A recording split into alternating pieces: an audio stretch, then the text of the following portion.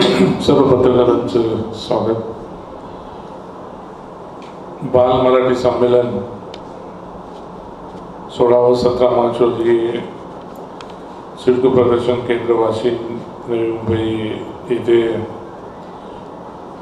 साजरा होणार आहे.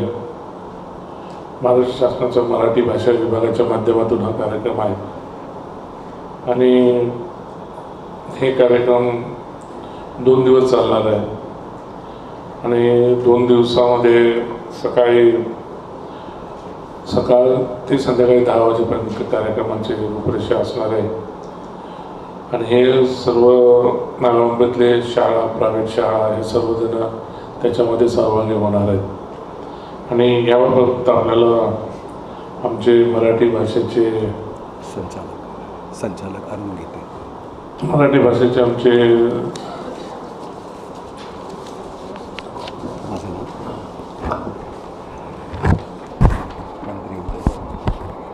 आणि हा संपूर्ण कार्यक्रम मराठी भाषेचे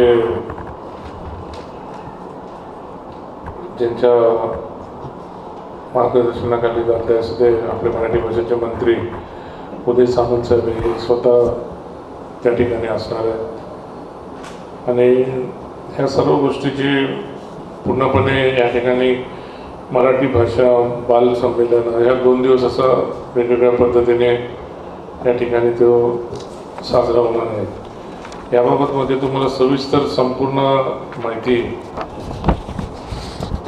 अरुण गीतेचे भाषा संचालक महाराष्ट्र राज्य हे तुम्हाला सांगतीलच कशा पद्धतीने या सर्व पद्धतीने या कशा काय कार्यक्रमाची म्हणजे नवी मुंबईतील कला, क्रीडा, संस्कृती, कार्यरत व नैपुण्य मिळवण्याच्या विद्यार्थ्यांचा सन्मान केला जाणार आहे. या संमेलनामध्ये आयोजनासाठी सर्व व्यवस्था स्थानिकांमार्फत घेण्याचाच प्रयत्न या ठिकाणी केलेला आहे.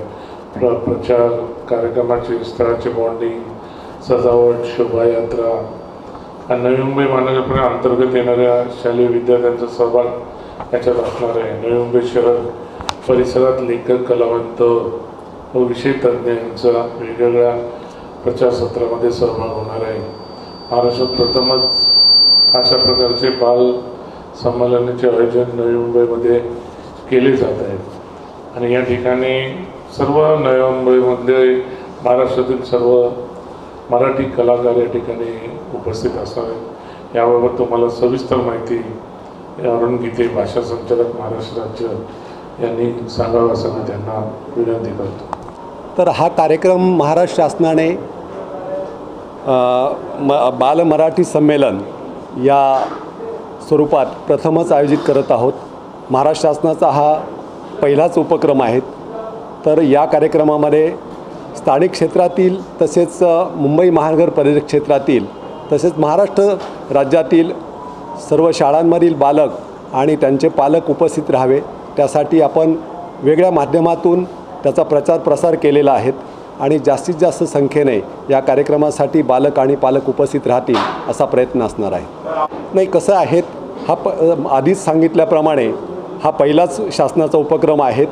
मधल्या काळामध्ये सुरुवातीलाच तो घेण्याचं मानस होतं, परंतु विविध महानगरपालिकांच्या निवडणुका होत्या, आचारसंहितेचा विषय होता.